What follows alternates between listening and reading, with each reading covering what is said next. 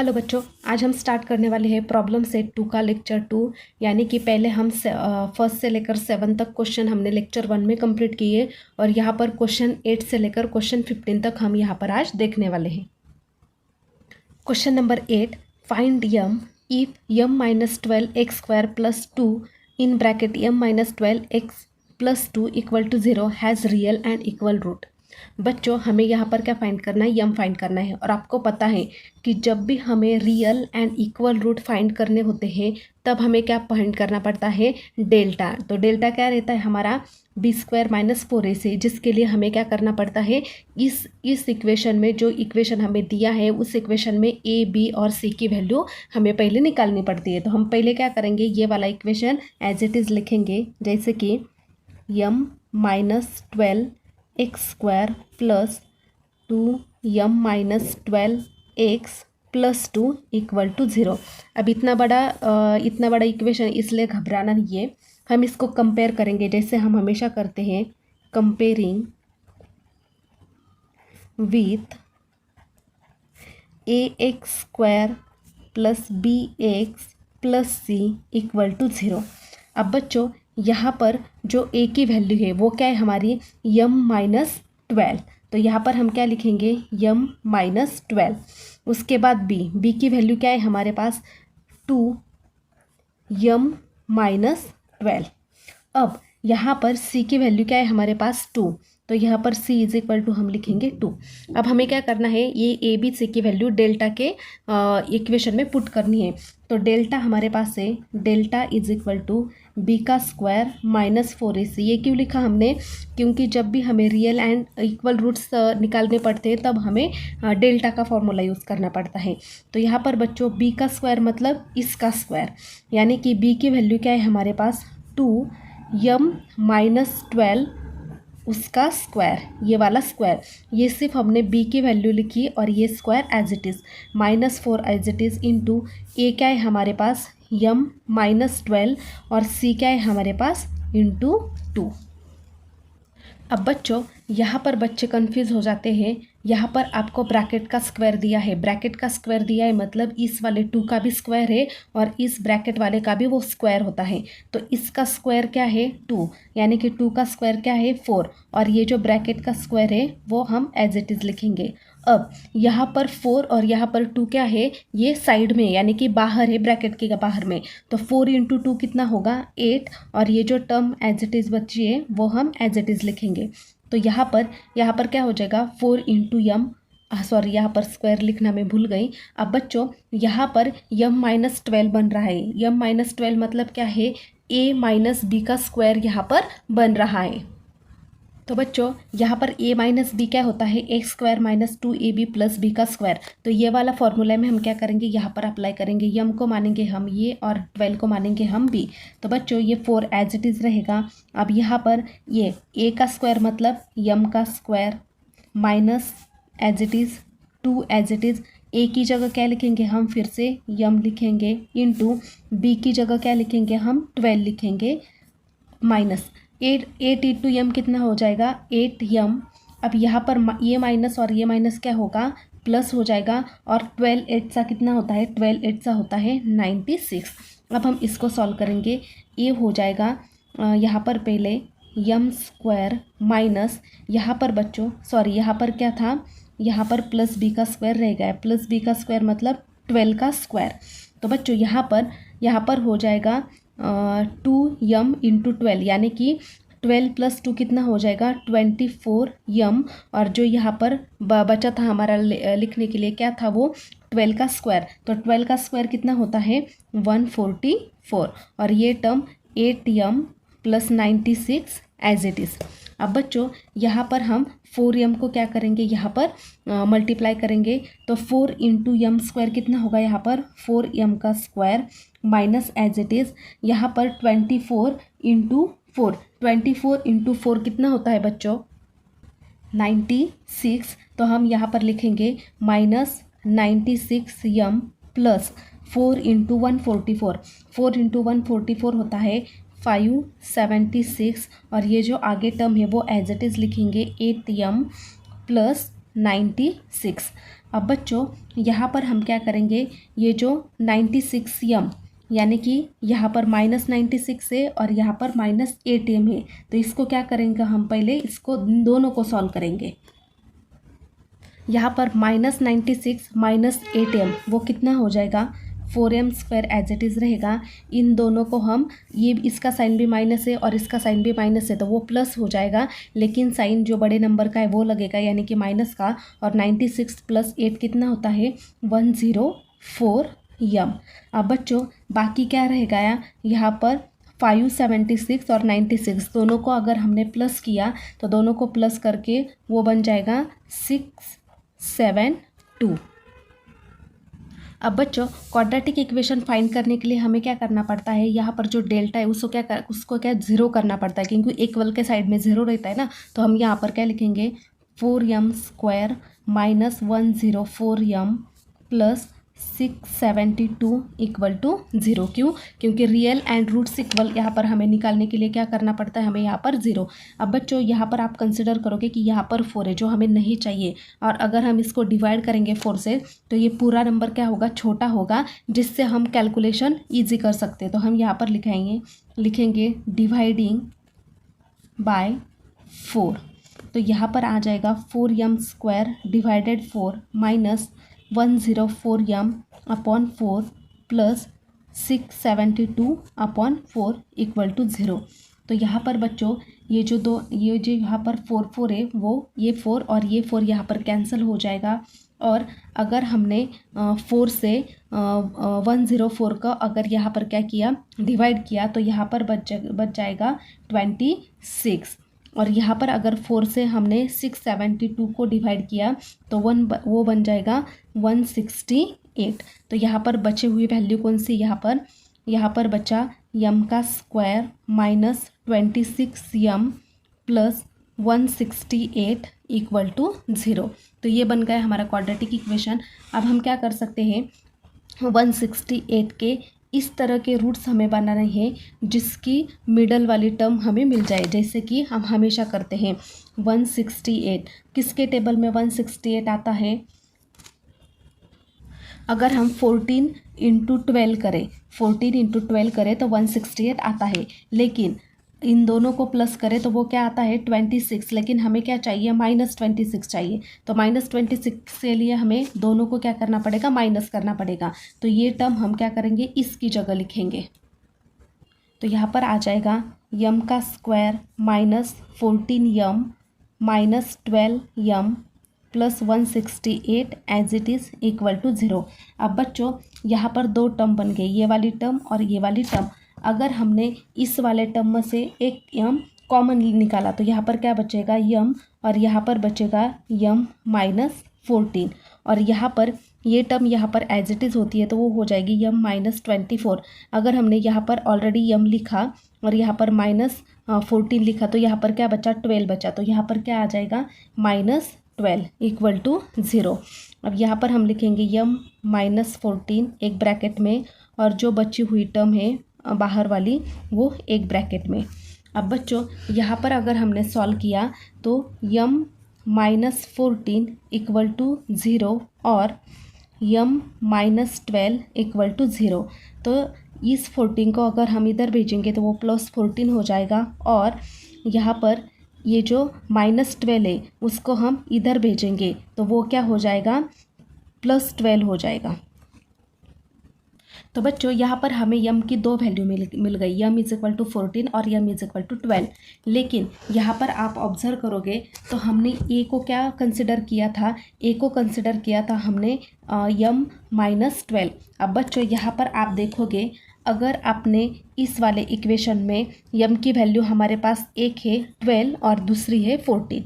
अगर हमने यहाँ पर 12 पुट किया तो a की वैल्यू क्या मिलेगी, 0 - 0, यानी कि ये हो जाएगा 0। अगर b में पुट की तो 2 × m क्या हो जाएगा, 2 × m हो जाएगा 2m, और इस m की वैल्यू क्या है, 12, -12, तो 12 - 12 यहाँ पर 0 और 0 × 2 कितना होगा, फिर से 0 होगा। यानी कि अगर हम यम की वैल्यू 12 लेते हैं तो इस वाले इक्वेशन में पुट करो या फिर इस वाले इक्वेशन में पुट करो तो वो क्या मिलेगी, हमें 0 मिलेगी। लेकिन अगर हम यम की जगह 14 रखते हैं तो 14 - 12 कितना होगा, 2 होगा। और अगर यहाँ पर हम पुट करते हैं तो यहाँ पर क्या होगा, यहाँ पर 14 - 12 2 होगा और 2 × 2 कितना होगा, 4। यानी कि अगर हम यम की वैल्यू 12 लेते हैं तो वो 0 बन जाती है। अगर हम 14 लेते हैं तो यम की वैल्यू क्या होती है, हमारे कुछ तो भी वैल्यू आती है। तो हम क्या करेंगे, यम = 12 ये वैल्यू कंसिडर नहीं करेंगे। तो हम यहाँ पर क्या करेंगे, इस वैल्यू को क्रॉस करेंगे। क्यों क्रॉस करेंगे, क्योंकि ये क्या आ रही है, ये = 0 आ रही है। तो यानी कि हमारी जो यम की वैल्यू होती है, देयरफॉर यहाँ पर लिखेंगे यम = नॉट 12। तो यहाँ पर हम क्या लिखेंगे, देयरफॉर यम = 14। क्यों, क्योंकि अगर हम 12 लेते हैं तो वो वैल्यू क्या होती, वहाँ पर 0 होती है। Question number 9. The sum of two root of quadratic equation is 5 and sum of their cube is 35. Find the equation. बच्चों यहाँ पर आपको ऑब्जर्व करने की ज़रूरत है कि जब भी हमें ऐसे कोई रूट्स दिए होते हैं, इन्होंने क्या बोला कि the sum of two roots मतलब ऐसे 2 रूट्स, हमें पता नहीं है कि वो 2 रूट्स कौन से हैं। अगर हमें जब रूट्स पता नहीं होते हैं तो तब हम दो रूट्स कंसिडर कर सकते। कौन से, यहाँ पर एक रूट होता है let alpha and beta are the roots of quadratic equation.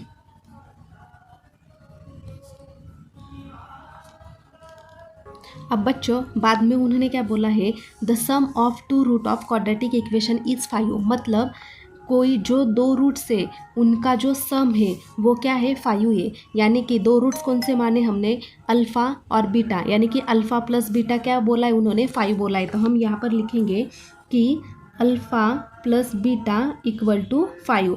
अब सेकेंडली उन्होंने क्या बोला है, sum of their cube. Their cube मतलब इनका जो क्यूब है, मतलब अल्फ़ा का क्यूब और बी का क्यूब है वो कितना है, 35 है। तो यहाँ पर हम लिखेंगे alpha cube plus beta cube = 35। तो यहाँ पर ये जो था, ये क्या था, हमारे इक्वेशन में गिवन था। अब बच्चों यहाँ पर हम क्या करेंगे, अब बच्चों जब भी हम कोई ऐसे अल्फ़ा प्लस बीटा के क्वेश्चन सॉल्व करते थे तब आपको पता है कि हम अल्फ़ा प्लस बीटा का वैल्यू भी फाइंड करते थे और यहाँ पर अल्फ़ा ×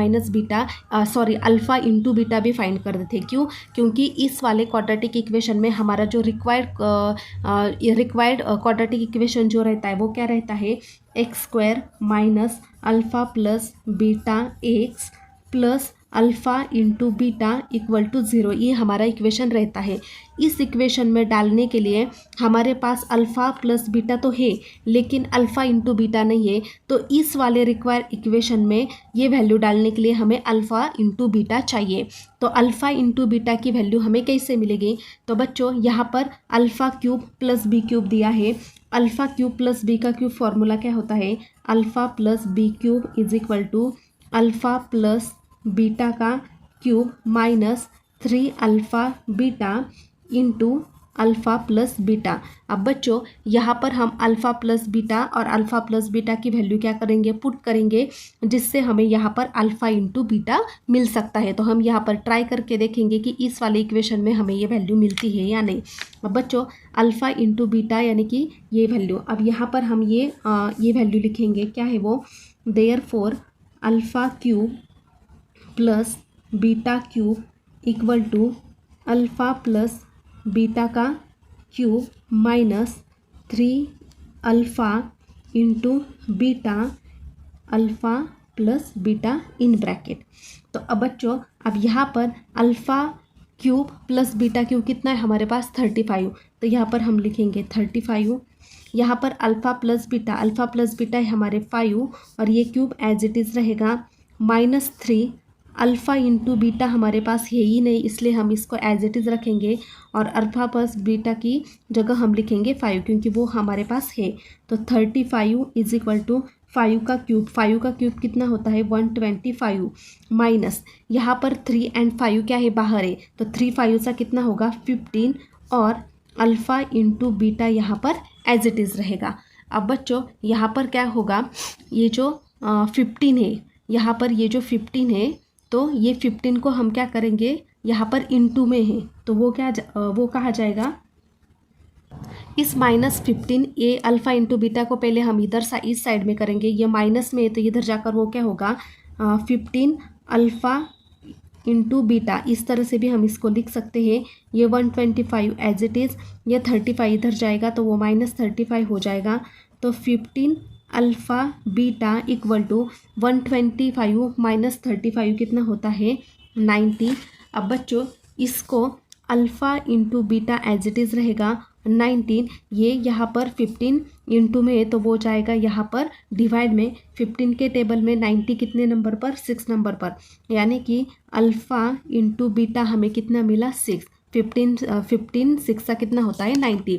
अब इस वाले इक्वेशन में हमें क्वाड्रेटिक इक्वेशन में जो हमारा है यहाँ पर हम अल्फ़ा इंटू बीटा की वैल्यू क्या कर सकते हैं पुट कर सकते हैं, इसलिए हमने क्या किया यहाँ पर अल्फ़ा इंटू बीटा की वैल्यू यहाँ पर पहले निकाल ली।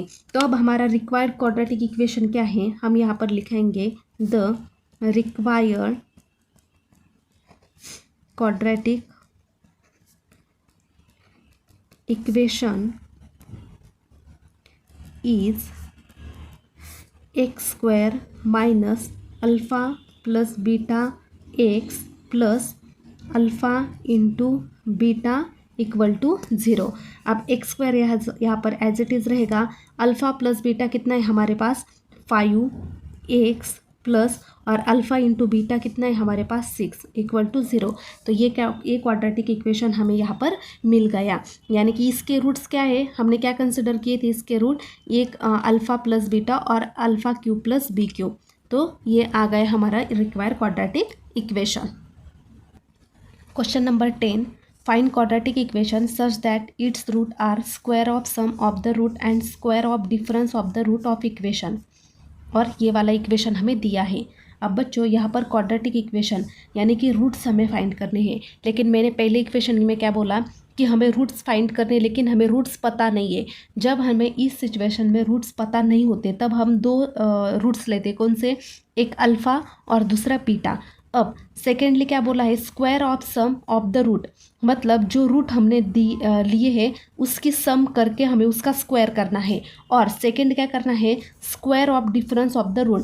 सेकेंड में क्या करना है, वही स्क्वायर लेना है लेकिन उसका डिफरेंस करना है। डिफरेंस मतलब माइनस, यानी कि एक बार हमें प्लस करना है और एक बार हमें डिफरेंस का मतलब माइनस करना है। लेकिन उससे पहले क्या करेंगे, हम इस वाले इक्वेशन को क्या करेंगे, ए बी सी वैल्यू में क्या करेंगे, यहाँ पर पुट करेंगे। जैसे कि यहाँ पर मैं लिखती हूँ, हमारा इक्वेशन क्या है, 2x² plus 2p plus Q X plus p का स्क्वायर प्लस q का स्क्वायर इक्वल टू 0। अब बच्चों यहाँ पर मैं लिखती हूँ comparing with ax² plus bx plus c equal to 0। अब बच्चों यहाँ पर a की वैल्यू क्या है हमारे पास 2 है, b की वैल्यू क्या है हमारे पास 2√p प्लस q और c की वैल्यू क्या है हमारे पास यहाँ पर p का स्क्वायर प्लस q का स्क्वायर।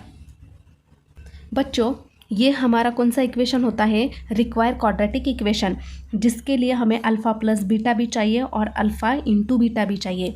तो हम क्या करेंगे, पहले ये जो ए बी सी की वैल्यू दी है उससे हम पहले अल्फ़ा प्लस बीटा निकालेंगे और अल्फ़ा इंटू बीटा निकालेंगे। क्योंकि ये लास्ट स्टेप में हमें क्या करना पड़ता है, इस वाले रिक्वायर्ड इक्वेशन में इसकी वैल्यू पुट करनी पड़ती है। और अल्फ़ा प्लस बीटा के लिए हमारे पास फॉर्मूला क्या होता है, -b/a, और अल्फ़ा इंटू बीटा के लिए क्या फॉर्मूला होता है, c/a। यानी कि ये वैल्यू हम पहले पुट करेंगे और अल्फ़ा इंटू बीटा हम बाद में निकालेंगे।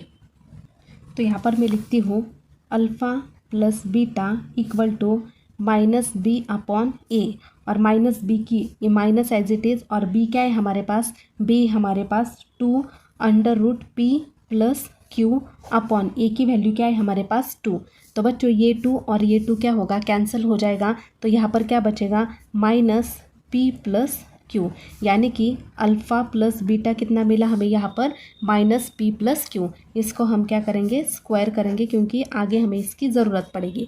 अब बच्चों अब हम निकालेंगे alpha into beta. Alpha into beta क्या होता है हमारे पास, सी इंटू ए। तो सी की वैल्यू क्या है हमारे पास, सी की वैल्यू है हमारे पास पी का स्क्वायर प्लस क्यू का स्क्वायर डिवाइडेड 2। और इसको कोई सॉल्व नहीं कर सकते, तो इसको अल्फ़ा इंटू बीटा हम एज इट इज़ रखेंगे, इसको भी स्क्वायर करेंगे क्योंकि आगे ये वैल्यू हमें पुट करनी है। तो बच्चों यहाँ पर ये तो हो गया, लेकिन अब हमें क्वाड्रेटिक इक्वेशन के जो रूट्स है, अब हमें क्या करना है, इसके रूट्स भी हमें पता होने चाहिए। तो हम रूट्स क्या पुट करते हैं हमेशा, अल्फ़ा और बीटा। तो यहाँ पर हम क्या करेंगे, यहाँ पर लिखेंगे let alpha and beta are roots of quadratic equation.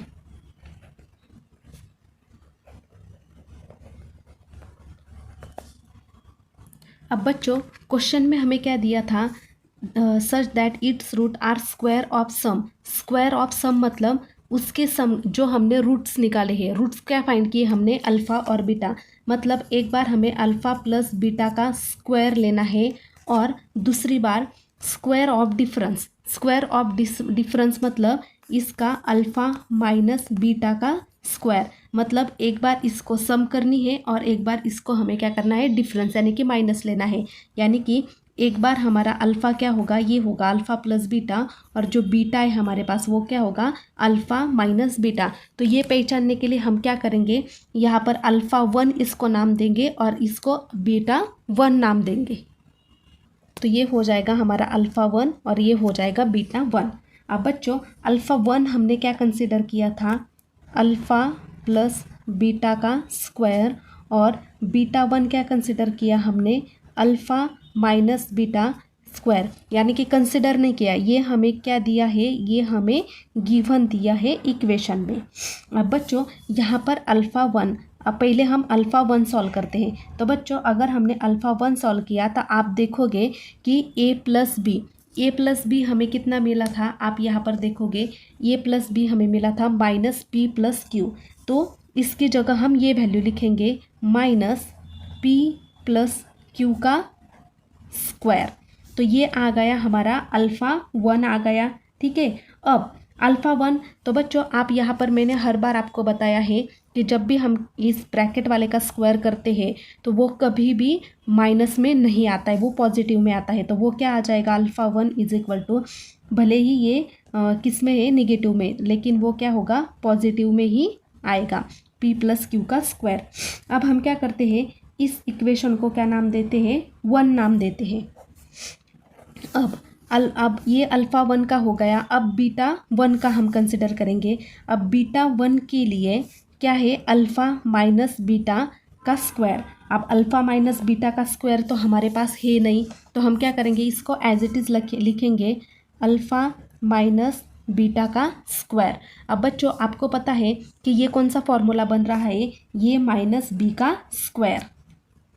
तो इसके जैसे ही बच्चों अल्फ़ा माइनस बीटा जो स्क्वायर होता है उसका फॉर्मूला होता है अल्फ़ा प्लस बीटा का square minus 4 alpha into beta. तो हमारे पास बच्चों यहाँ पर आप देखोगे तो अल्फ़ा प्लस बीटा की वैल्यू है, तो हम यहाँ पर क्या करेंगे, वो वैल्यू पुट करेंगे। तो b1 इज इक्वल टू क्या हो जाएगा, अल्फ़ा प्लस बीटा का square minus 4 alpha into beta. तो बच्चों अल्फ़ा प्लस बीटा क्या था हमारे पास, वो था p प्लस क्यू का स्क्वायर। तो यहाँ पर हम लिखेंगे p प्लस क्यू का स्क्वायर माइनस 4 यहाँ पर एज इट इज़। अब a अल्फ़ा इंटू बीटा, अब बच्चों अल्फ़ा इंटू बीटा हमने यहाँ पर निकाला था p का स्क्वायर प्लस क्यू का स्क्वायर अपॉन 2, तो वो वैल्यू हम यहाँ पर पुट करेंगे। यहाँ पर ब्रैकेट में आ जाएगा p का स्क्वायर प्लस क्यू का स्क्वायर डिवाइडेड 2।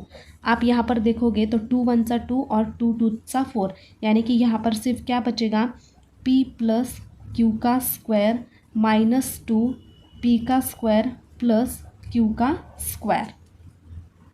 अब बच्चों ये जो यहाँ पर फॉर्मूला बन रहा है कौन सा, a प्लस बी का स्क्वायर। तो a प्लस बी स्क्वायर क्या होता है, ए का square plus 2ab plus B का स्क्वायर। तो बच्चों यहाँ पर ये फॉर्मूला हम अप्लाई करेंगे तो ए का स्क्वायर मतलब किसका, पी का square plus 2 as it is A मतलब पी और बी मतलब क्यू प्लस बी का स्क्वायर मतलब क्यू का स्क्वायर। ये ब्रैकेट हमने सॉल्व किया। अब ये वाला ब्रैकेट -2 इंटू पी का स्क्वायर, ये माइनस और ये प्लस माइनस हो जाएगा और यहाँ पर आ जाएगा 2q का स्क्वायर। अब बच्चों यहाँ पर हम क्या करेंगे, पी स्क्वायर का पहले सॉल्व करेंगे। पी स्क्वायर यहाँ पर है और यहाँ पर पी स्क्वायर है, लेकिन यहाँ पर पी स्क्वायर मतलब 1 पी स्क्वायर है, उसमें से हमें -2 पी स्क्वायर निकालने हैं। तो अगर हमने -2 पी स्क्वायर में से एक पी स्क्वायर निकाला तो यहाँ पर बचेगा -p का स्क्वायर। क्यों, क्योंकि छोटे वैल्यू में से हम बड़ा नंबर निकालेंगे तो यहाँ पर क्या आएगा, माइनस में। अब यहाँ पर 2pq है, बाकी कहाँ पर भी नहीं है, तो यहाँ पर 2pq हम एज इट इज़ लिखेंगे। अब यहाँ पर क्या बचा, सिर्फ ये q का स्क्वायर और 2q का स्क्वायर। अब सेम यहाँ पर q स्क्वायर, अब -2q स्क्वायर में से हम एक q स्क्वायर निकालेंगे तो यहाँ पर क्या बचेगा, माइनस q का स्क्वायर। तो यहाँ पर हम क्या करेंगे बच्चों, ये जो माइनस है उसको क्या करेंगे, कॉमन निकालेंगे। इसको हमने अगर कॉमन निकाला तो यहाँ पर क्या बचेगा, p का स्क्वायर प्लस 2pq, यहाँ पर प्लस q का स्क्वायर। अब आप इस इक्वेशन को ऑब्जर्व करोगे तो ये इस इक्वेशन हमारे इस वाले इक्वेशन से मिल रहा है, जैसे कि a का square plus 2ab plus b का स्क्वायर। और इसको हम कैसे लिख सकते थे, a प्लस b का स्क्वायर, यानी कि इसको हम क्या लिख सकते हैं, p प्लस q का स्क्वायर।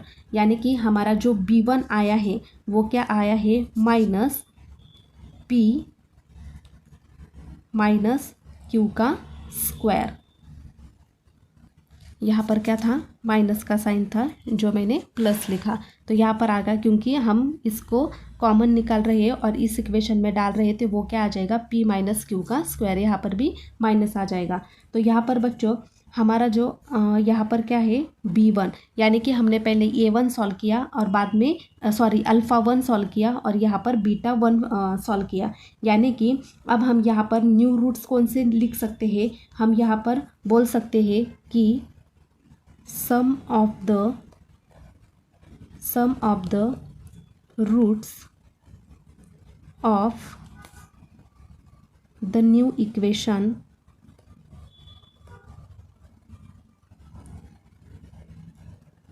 तो यहाँ पर न्यू इक्वेशन कौन सा बन गया हमारा, अल्फ़ा 1 प्लस बीटा 1। अब अल्फ़ा 1 की वैल्यू हम यहाँ पर पुट करेंगे, क्या थी वो, p प्लस q का square plus as it is, और बीटा वन जो हमने अभी निकाला वो क्या था, यहाँ पर -p माइनस q का स्क्वायर। तो ये थी दोनों की वैल्यू। तो अब बच्चों p प्लस क्यू का स्क्वायर मतलब हम फिर से क्या लिख सकते हैं, इसको इस तरह से लिख सकते हैं, p का square plus 2pq plus q का स्क्वायर। कहाँ से आया ये, a प्लस बी फॉर्मूले से, जैसे मैंने पहले बोला। तो आपको वो उस तरह से एक्सपांशन करके लिखना है।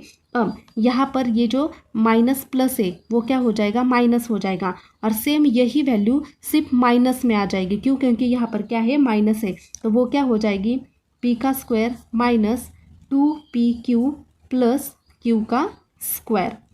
अब बच्चों ये जो माइनस है इससे हम इसको सॉल्व करेंगे, तो पहली टर्म एज इट इज़ रहेगी, p का square plus 2pq plus q का स्क्वायर, ये हो जाएगा -p का स्क्वायर, ये माइनस प्लस हो जाएगा, तो यहाँ पर बचेगा 2pq, और ये माइनस और ये प्लस माइनस q का square.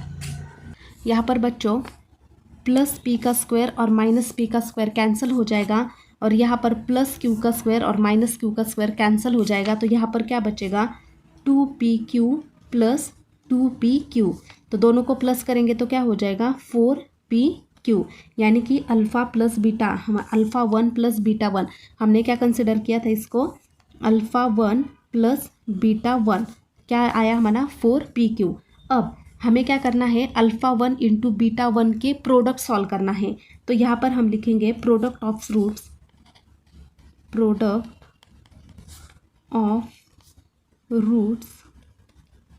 Of new equation equal to alpha 1 into beta 1।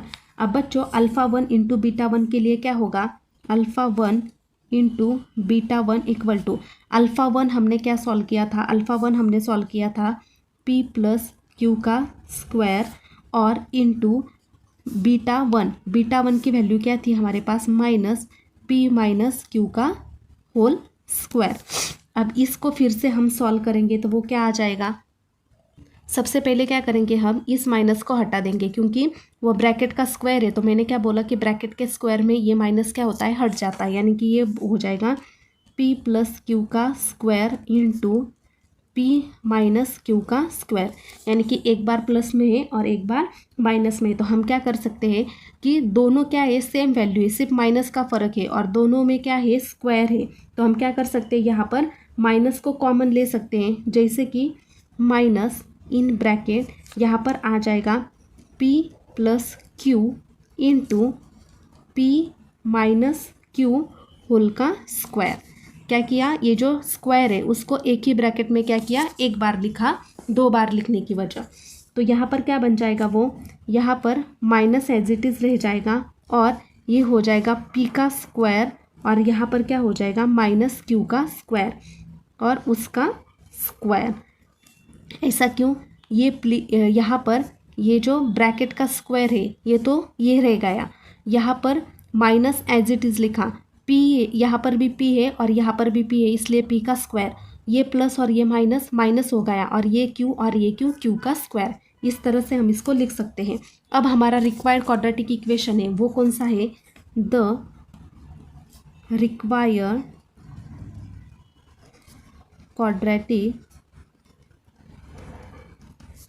Equation, हमारा रिक्वायर्ड क्वाड्रेटिक इक्वेशन रहता है X square minus alpha plus beta का स्क्वायर एक्स रहता है, लेकिन हमने क्या किया था, अल्फ़ा 1 और बीटा 1 लिया था, इसलिए हम अल्फ़ा 1 प्लस बीटा 1 लेंगे plus alpha 1 into beta 1 equal to 0।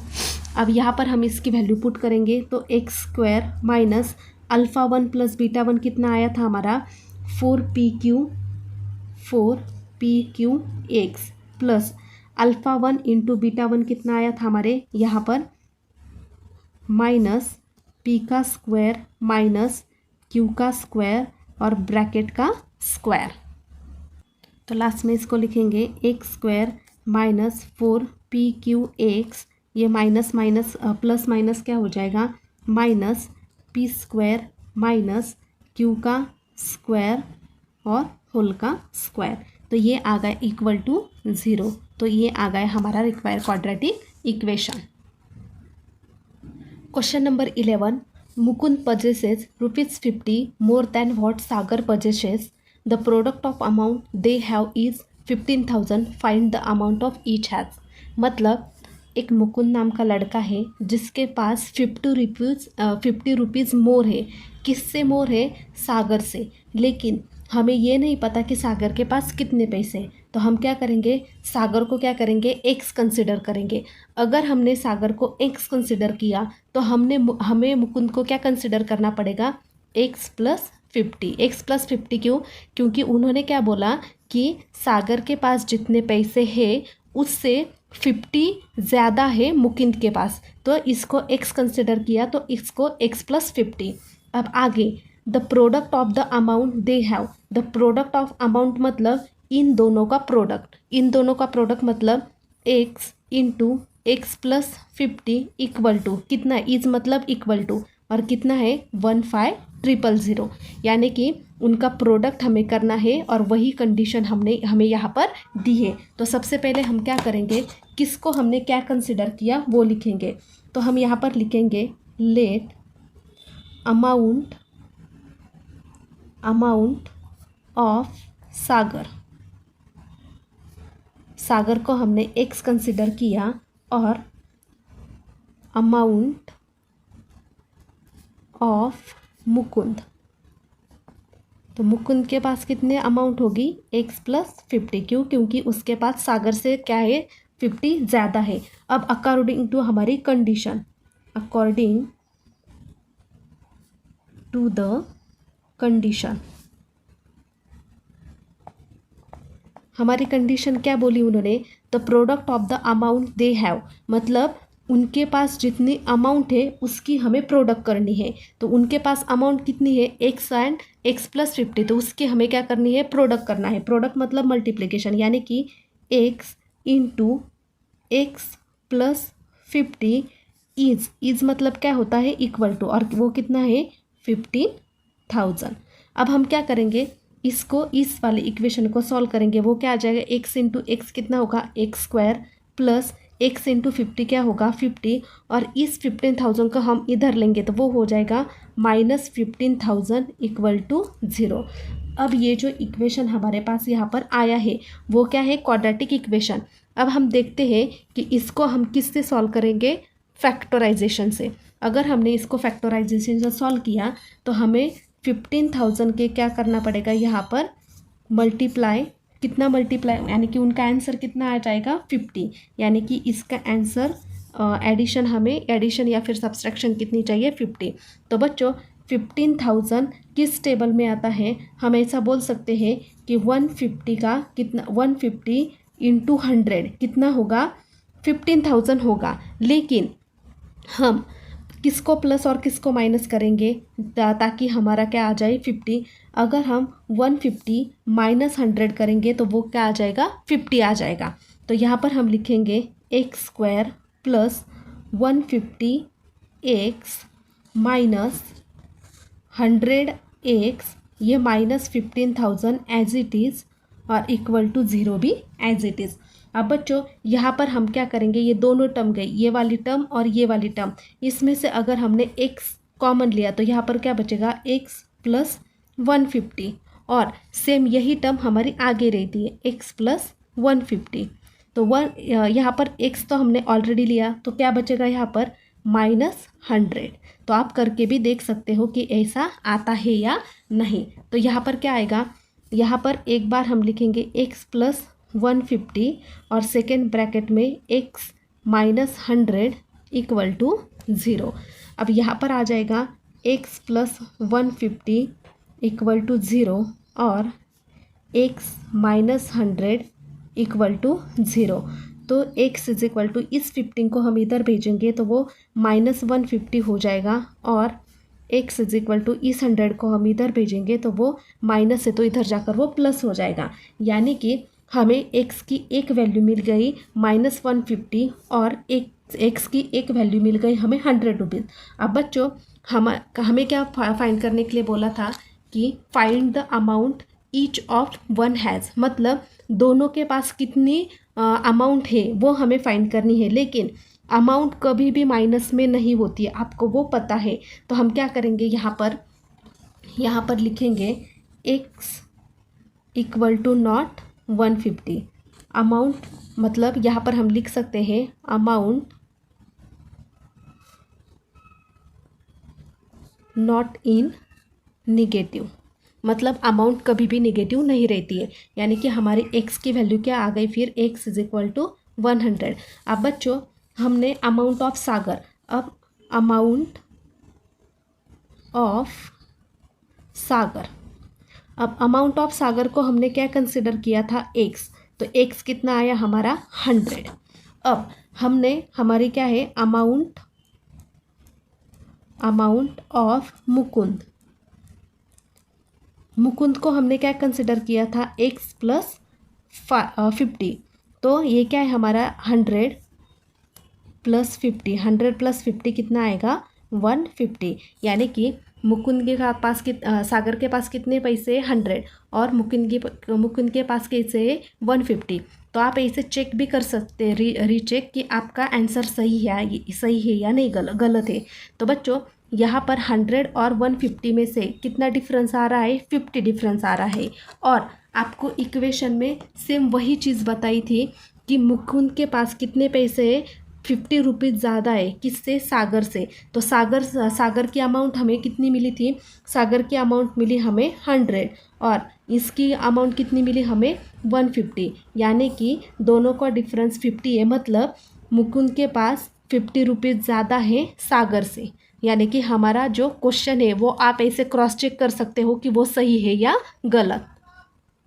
Question number 12, the difference between square of two numbers is 120. The square of smaller number is twice the greater number. Find the numbers.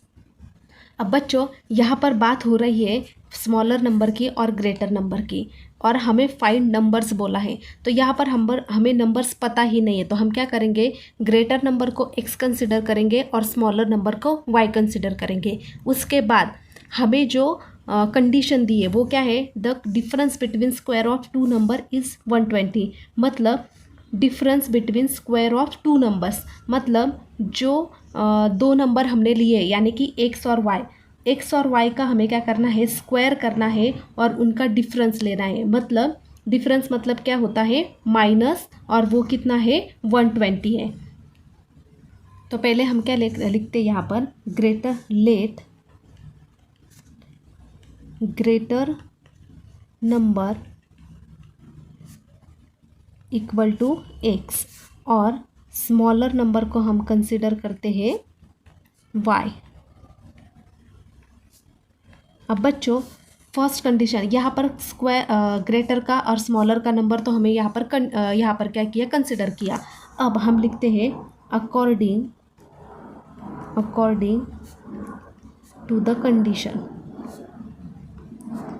अब हमारी condition, first condition हमारी क्या बोलती है, the difference between square of two numbers.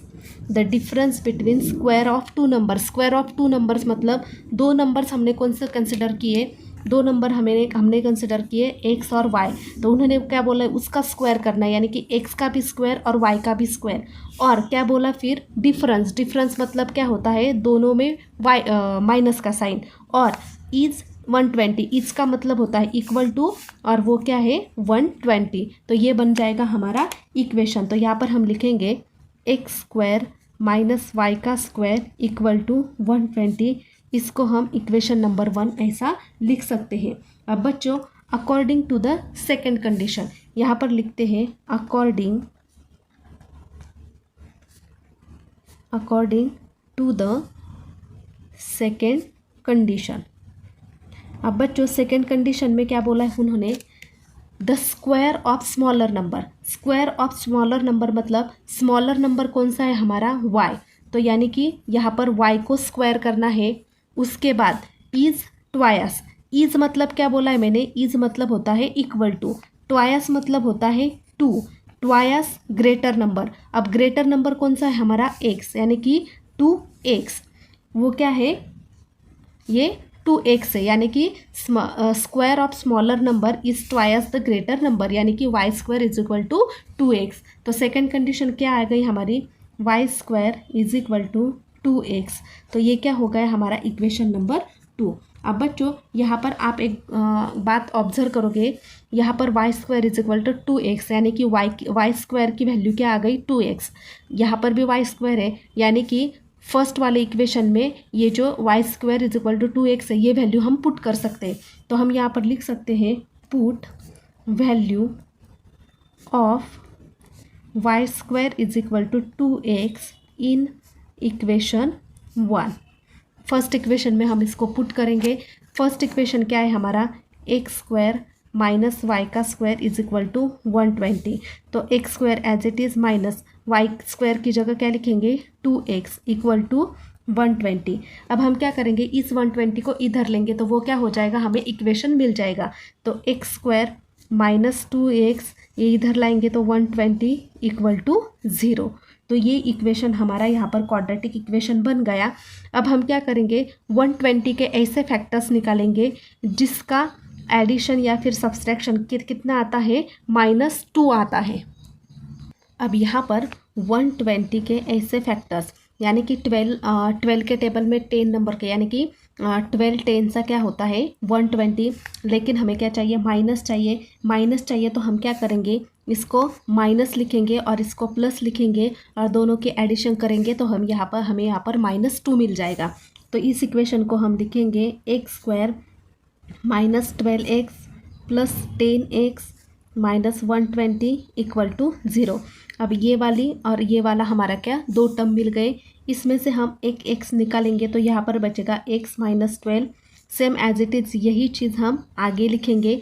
तो यहाँ पर क्या बचेगा, यहाँ पर बचेगा +10 इक्वल टू 0। दोनों को क्या करेंगे, अलग अलग लिखेंगे, x - 12 और x + 10 इक्वल टू 0। फिर ये बन जाएगा x - 12 इक्वल टू 0 और x + 10 इक्वल टू 0। तो यहाँ पर x, इस 12 को हम इधर भेजेंगे तो वो 12 आ जाएगा, और x इक्वल टू इस 10 को हम इधर भेजेंगे तो वो -10 आ जाएगा। यहाँ पर हमें दो वैल्यू मिले, x इक्वल टू 12 और x इक्वल टू -12। तो x equal to 12 sorry x equal to -12 ये जो वैल्यू है वो हम नहीं लेंगे। क्यों? क्योंकि हमारा जो नंबर होता है वो कभी भी निगेटिव में नहीं रहता है, और अगर आप यहाँ पर सॉल्व करोगे तो आपको आंसर भी नहीं मिलेगा। तो हम क्या करेंगे, x equal to 12 put in equation 2। आप 2 में भी कर सकते हैं, 1 में भी कर सकते हैं। तो 2 इक्वेशन कौन सा है हमारा, y² is equal to 2x।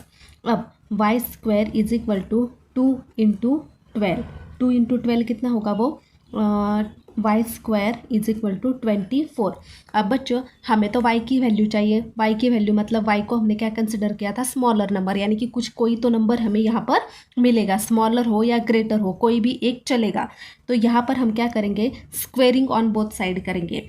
Squaring on both sides किया तो y का स्क्वायर यहाँ पर बन जाएगा, और यहाँ पर √24 बन जाएगा। और जब भी हम कोई वैल्यू रूट में डालते हैं तो वो एक प्लस में होती है और एक माइनस में होती है। तो यहाँ पर ये 2 और ये रूट कैंसिल हो जाएगा, तो y की वैल्यू यहाँ पर एक +24 आ जाएगी और एक -24 आ जाएगी। अगर आपको इसको और सॉल्व करना है तो आप इसको कैसे कर सकते हो, ये √24 है बराबर। अगर ये √24 है तो इसको आप क्या कैसे लिख सकते हो कि 24 का मल्टीपल कितना होता है, 6 4 यानी कि 6 × 4 आप ऐसा लिख सकते हो। 6 × यहाँ पर लिखती हूँ 4 × 6। तो ये जो 4 है वो किसका नंबर है, किसका स्क्वायर है, 2 का। तो इसको हम बाहर निकालेंगे तो अंदर सिर्फ 6 बचेगा, यानी कि 2√6। आप यहाँ पर 2√6 भी लिख सकते हो प्लस में, और माइनस में 2√6 भी लिख सकते हैं अगर आपको आगे सॉल्व करना है। नहीं तो आप 24 और ये 24 ब्रैकेट में इस तरह से भी लिख सकते हो। अगर आपको यहाँ पर x इक्वल टू -10 पुट करके देखना है तो आप यहाँ पर देख सकते हो y² इज इक्वल टू 2 × अगर आपने यहाँ पर -10 पुट किया तो y इज इक्वल टू ये आ जाएगा -20, यानी कि स्क्वायर हमारा कभी भी क्या होता है, यहाँ पर -20 में नहीं होता है। तो ये हमारे इक्वेशन में एक्सेप्टेबल नहीं होता है। तो हम जो पॉजिटिव वैल्यू आती है वही वैल्यू से सॉल्व करेंगे। Question number 13, Ranjana want to distribute 540 oranges among some student. If 30 student were more, each would get 3 oranges less. Find the number of student. अब बच्चों एक रंजना नाम की लड़की है जो ऑरेंजेस डिस्ट्रीब्यूट कर रही है। टोटल ऑरेंजेस कितने हैं, 540। तो यहाँ पर हम लिखेंगे टोटल ऑरेंज है हमारे पास 540 रुपीज़। अब यहाँ पर क्या बोला है, find the number of student. Student कितने हैं वो बोले। अब हमें स्टूडेंट पता नहीं कितने, तो हम क्या करेंगे, उसको x कंसिडर करेंगे। तो मैं यहाँ पर लिखती हूँ let number of student equal to x। अब यहाँ पर नंबर ऑफ स्टूडेंट कितने हैं, x है। अब आगे क्या बोला है उन्होंने कि distribute 540 oranges among some student. मतलब वो क्या कर रही है, कुछ स्टूडेंट है मतलब कुछ स्टूडेंट हमने क्या कंसिडर किए हैं, एक स्टूडेंट कंसिडर किए हैं बराबर। तो वो क्या कर रही है, कुछ स्टूडेंट को 540 ऑरेंजेस क्या कर रही है, डिस्ट्रीब्यूट कर रही है, यानी कि डिवाइड कर रही है, बांट रही है। तो अगर 540 डिवाइडेड हम x करेंगे तो क्योंकि कुछ स्टूडेंट है जिसका वो क्या कर रही है, 540 ऑरेंजेस बांट रही है। तो वो क्या हो जाएगा कि एक स्टूडेंट में वो बढ़ जाएगा, तो यानी कि 540 डिवाइडेड वो x बन जाएगा। तो मैं यहाँ पर मैं लिखती हूँ each student get orange equal to 540 divided x, यानी कि वो एक स्टूडेंट को एक स्टूडेंट मतलब जितने स्टूडेंट है एक स्टूडेंट का अगर 540 वो डिवाइड कर रहे थे वो हमें यहाँ पर मिल जाएगा। अब आगे क्या बोला है उन्होंने कि if 30 student were more each would get 3 oranges less, मतलब उन्होंने बोला है कि जितने स्टूडेंट अब यहाँ पर है उससे 30 क्या हो रही है, ज़्यादा हो रही है। 30 ज़्यादा हो रहे मतलब हमने कितने एक्स कंसिडर किया था, एक्स कंसिडर किया था। अब कितने ज़्यादा हो रही है, 30 ज़्यादा हो रही है। तो 30 ज़्यादा हो रही है मतलब एक्स प्लस 30। तो यहाँ पर हम लिखेंगे नाउ 30 स्टूडेंट्स मोर। 30 स्टूडेंट्स मोर मतलब एक्स प्लस 30। अगर एक्स प्लस 30 स्टूडेंट क्या होंगे, ज़्यादा होंगे, तो ईच स्टूडेंट में वो क्या हो जाएगा, बढ़ जाएगा। तो यहाँ पर क्या आ जाएगा, each student get oranges equal to 540 divided x plus 30।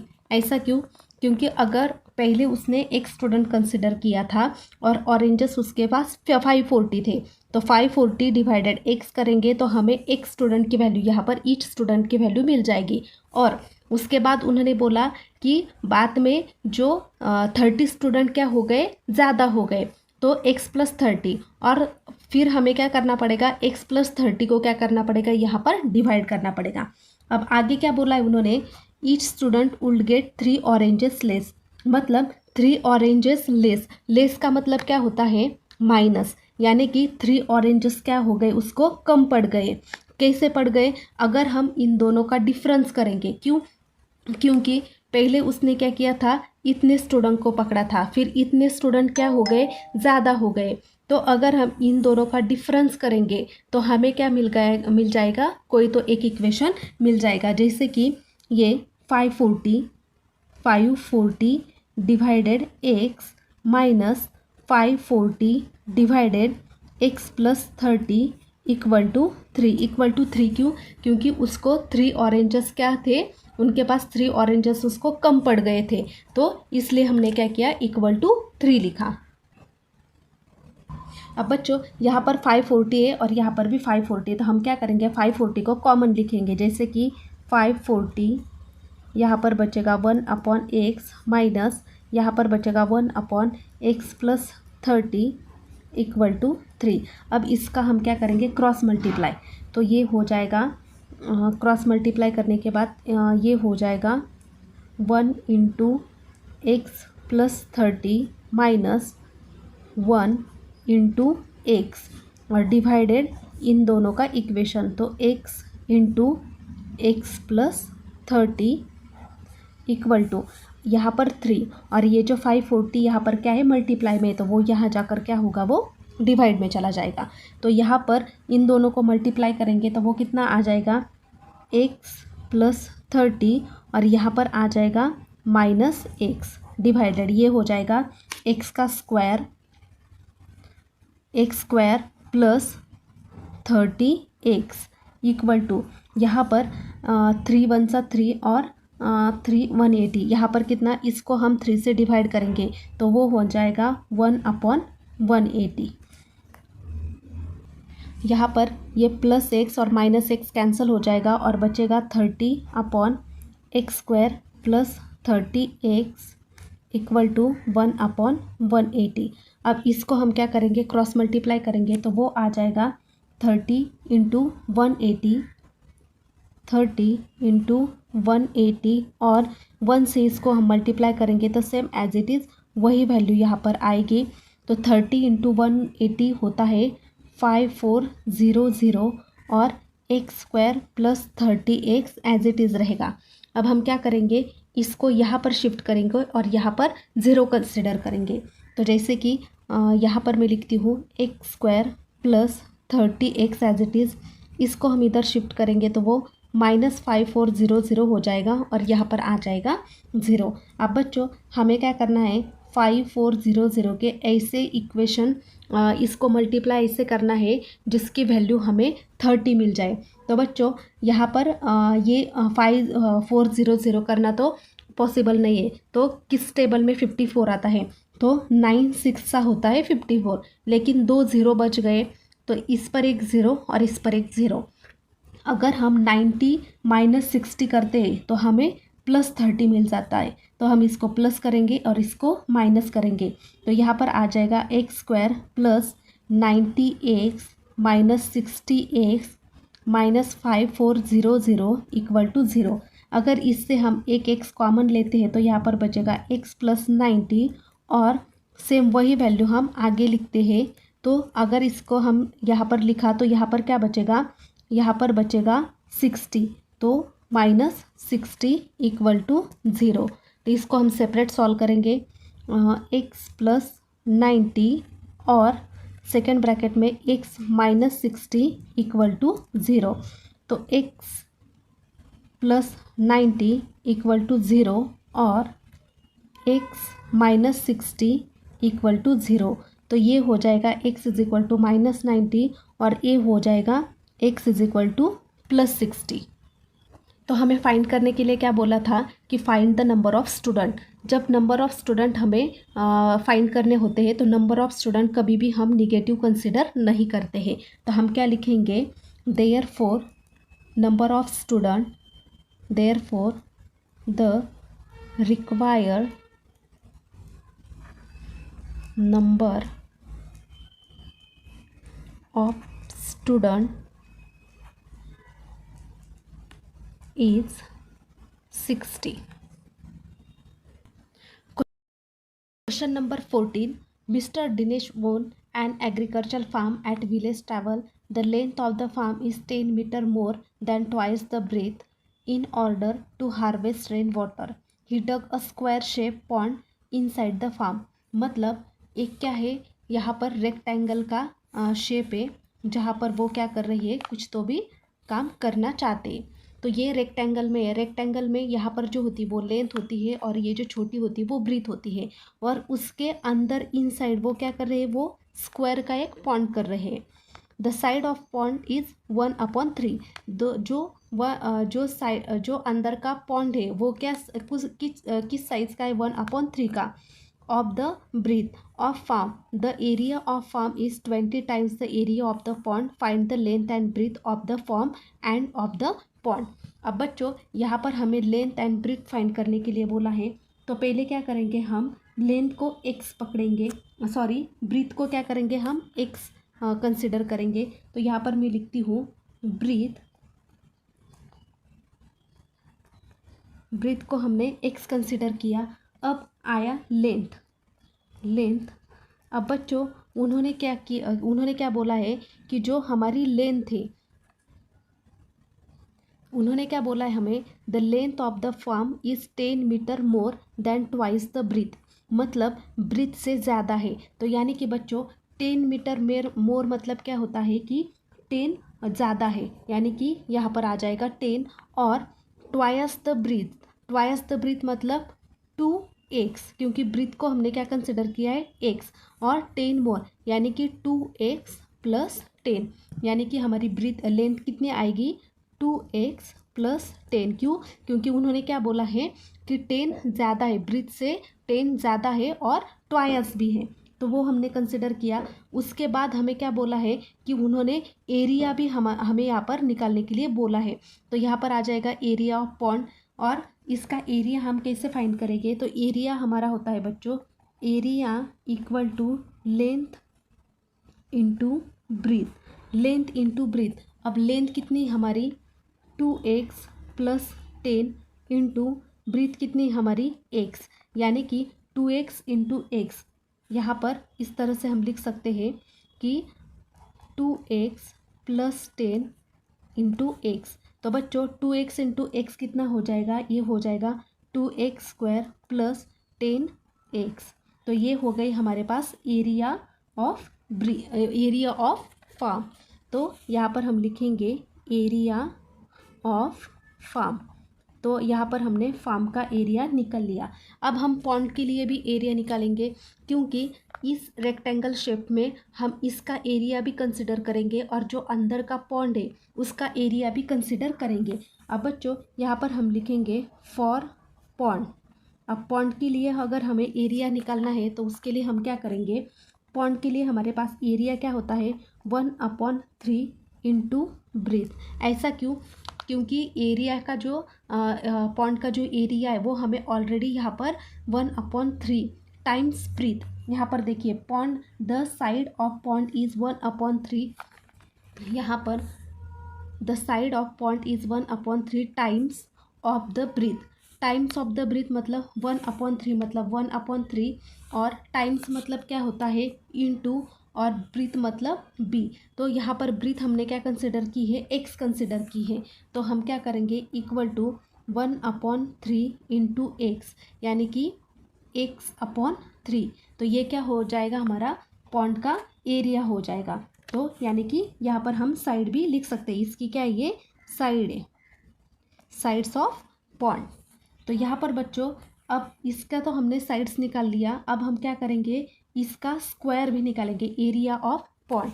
तो एरिया ऑफ पॉन्ड क्या होता है, area of pond, area of pond होता है बच्चों हमारे पास साइड का स्क्वायर।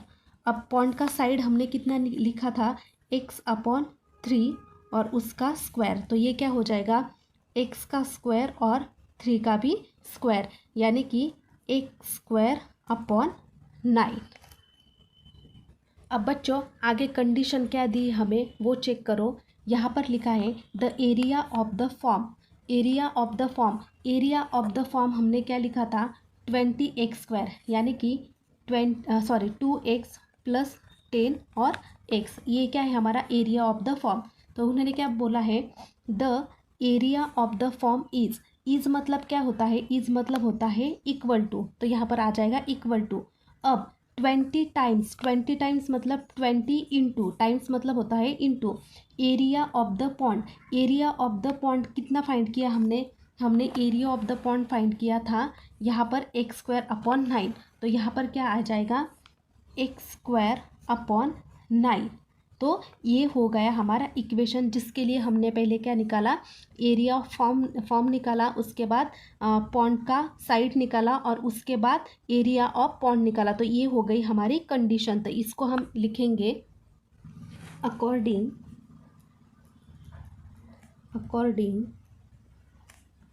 To given condition. हमारी गिवन कंडीशन क्या है जो हमने अभी अभी निकाली, 2x + 10 into x equal to 20 into x²/9, जो मैंने आपको अभी समझाई थी। तो बच्चों यहाँ पर इसको हम इससे मल्टीप्लाई करेंगे तो ये हो जाएगा 2x² + 10x is equal to 20x²/9।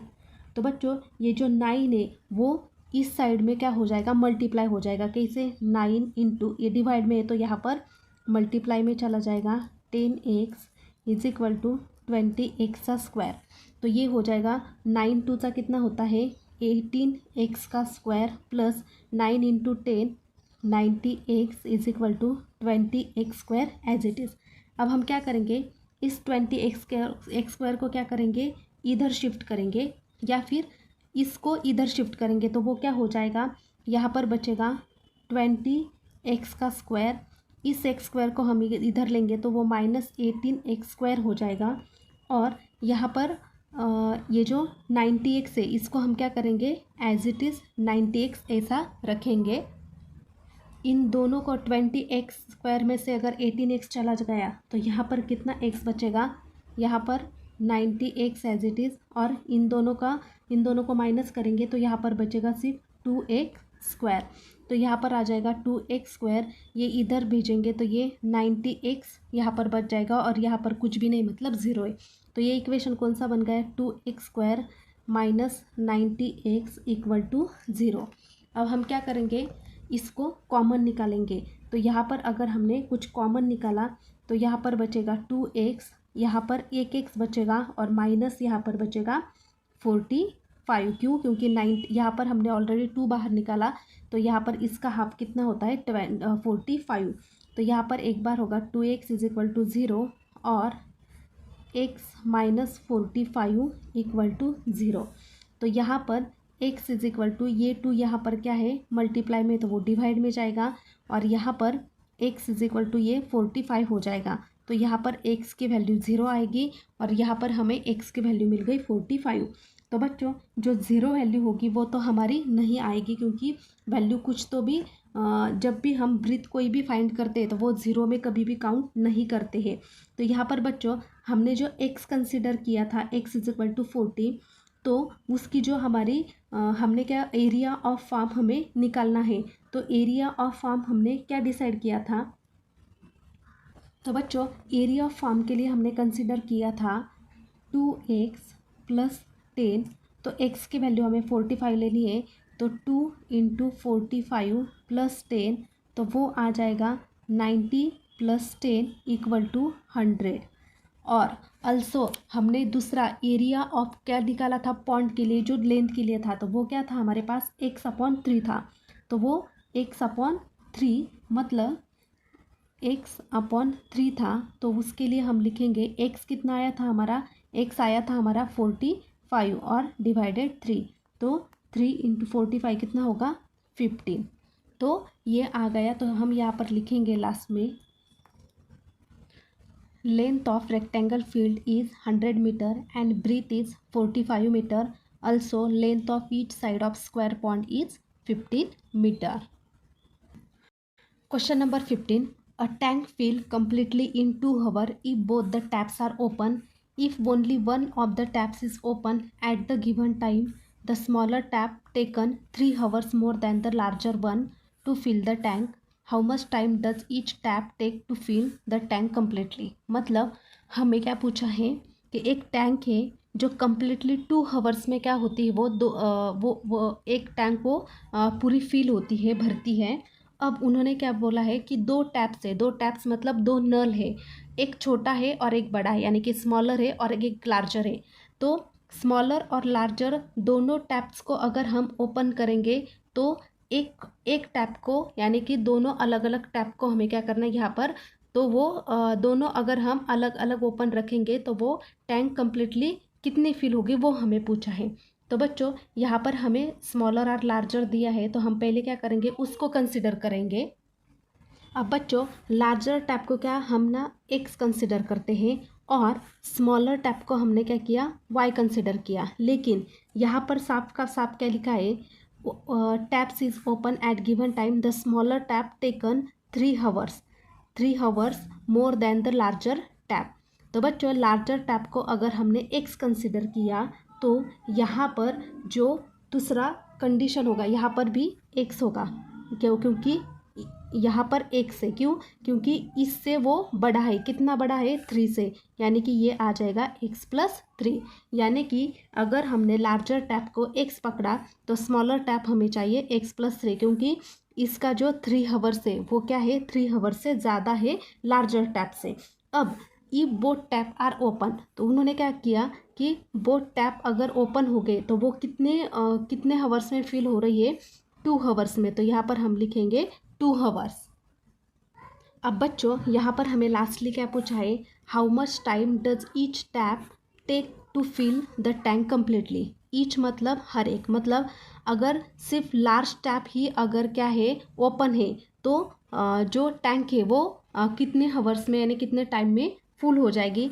फिर स्मॉलर टैप अगर हम ओपन करेंगे तो फिर कितने में भरेगी, और इफ़ दोनों टैप अगर साथ में ओपन है तो वो कितने में फिल होगी वो हमें यहाँ पर बताए, तो वो हम अलग अलग फिर से लिखेंगे। अब बच्चों यहाँ पर हम लिखेंगे टैंक फिल इन 1 हावर। क्यों? क्योंकि हमें इक्वेशन में क्या बोला कि एक जो टैंक है वो एक टैंक यानी कि 1 टैंक जो होती है वो एक टैंक कितने 2 हावर्स में क्या होती है फिल होती है। अगर अब हमें तीनों का अलग अलग निकालना है, तो अगर ये पूरी 2 हावर्स में है और अगर हम एक टैंक हमारी 2 हावर्स में क्या होती फिल होती है, तो 1 हावर्स में कितनी होगी 1 हावर में होगी हाफ। क्यों? क्योंकि पूरी पूरी टैंक वो फिल हो रही है 2 हावर में, तो 1 हावर में कितनी होगी 1/2। यानी कि हम क्या कर सकते हैं, यहाँ पर ऐसा लिख सकते हैं कि अगर 2 हावर्स में 1 टैंक फिल हो रही है तो बोथ टैप्स अगर ओपन है तो वो कितना होगा 1/2 होगा। उसके बाद ये जो लार्जर टैप है वो लार्जर टैप क्या है हमारी x है, तो x मतलब क्या होगा 1/x और ये हो जाएगा 1/x+3। क्यों? क्योंकि इसका हम क्या करेंगे रेसिप्रोकल लेंगे। अब बच्चों इसके हमें क्या करना पड़ेगा, अब बच्चों यहाँ पर ये जो 2 टैंक है वो क्या है लार्जर और स्मॉलर टैंक है, और ये जो है वो क्या है बोथ है। तो इसको हम इस तरह से लिख सकते हैं अकॉर्डिंग टू द कंडीशन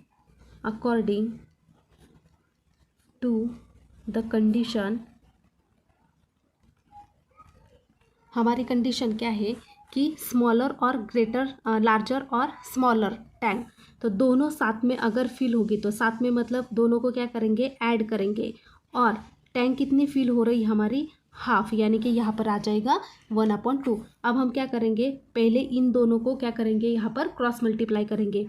इसको क्रॉस मल्टीप्लाई करेंगे तो ये आ जाएगा x+3 और x × 1 करेंगे तो यहाँ पर आ जाएगा x, और यहाँ पर नीचे क्या आ जाएगा x × x, ये क्या हो जाएगा x का स्क्वायर प्लस x × 3 कितना होगा 3x = 1/2। अब फिर से हम क्या करेंगे इसको क्रॉस मल्टीप्लाई करेंगे तो वो क्या आ जाएगा यहाँ पर 2x+3 + x = ये टर्म यहाँ पर एज इट इज़ आ जाएगी, क्योंकि वहाँ पर क्या है 1 है तो 1 से किसी भी वैल्यू को हम मल्टीप्लाई करेंगे तो वही टर्म आ जाएगी। तो यहाँ पर आ जाएगा 2x प्लस यहाँ पर आ जाएगा 3 × 2 6 + x = x² + 3x। अब बच्चों x² + 3x as it is रहेगा, ये 2x इधर आ जाएगा तो ये -2x हो जाएगा, ये x इधर आ जाएगा तो ये -x हो जाएगा, और ये जो 6 है ये 6 को हम एज इट इज़ यहाँ पर रहने देते हैं।